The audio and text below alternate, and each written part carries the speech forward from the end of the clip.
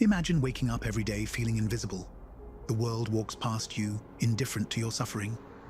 And when they do notice you, it's only to mock, belittle, or beat you down. This is Arthur Fleck's reality in Joker. A man crushed under the weight of an unforgiving world. But when he finally fights back, does he become strong? Or does he reveal himself as a weak monster, one ruled by chaos rather than control? Arthur begins the film as a struggling comedian and caretaker for his ill mother. Society treats him with cruelty. He's assaulted, ridiculed, and ignored. He craves validation, clinging to fantasies of acceptance. Yet, at every turn, he is met with rejection. According to Jordan Peterson, the truly strong are not those who are harmless, but those who are capable of being dangerous, yet choose restraint. Arthur, however, takes the opposite route. He starts as weak, naive, and harmless, like a rabbit, incapable of fighting back. But when he finally embraces his inner monster, it's not strength he finds, it's pure, uncontrolled destruction.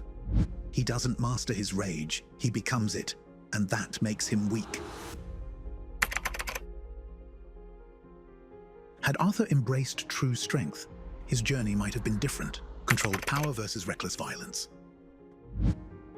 Stoicism teaches that we can only control our thoughts and actions, not how others treat us. Peterson adds that true power comes from mastering one's darker nature, not being consumed by it. Arthur allows external forces, his job, his mother, the city, to dictate his happiness.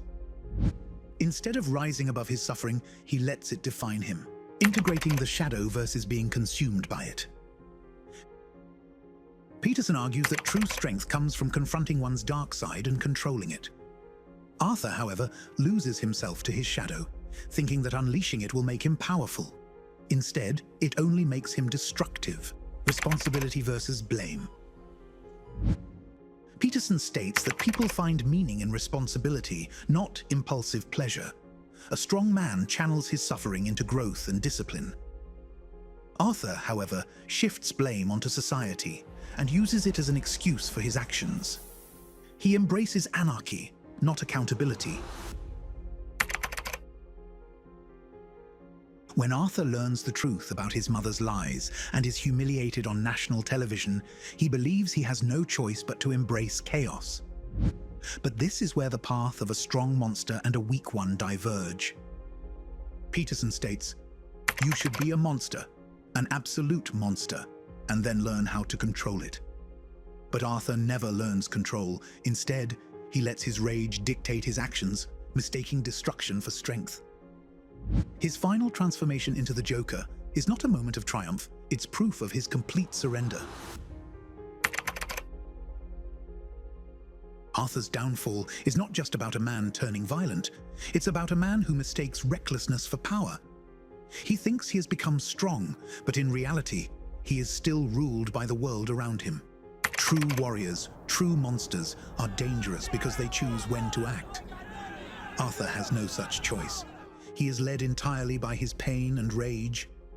The real lesson here is not to be harmless, but to be powerful and disciplined.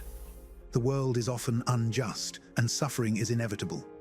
But the power to define our response, to choose resilience over rage, mastery over chaos, that power remains ours alone. As Jordan Peterson reminds us, those who have swords and know how to use them, but keep them sheathed, will inherit the world. Arthur Fleck never realized this truth.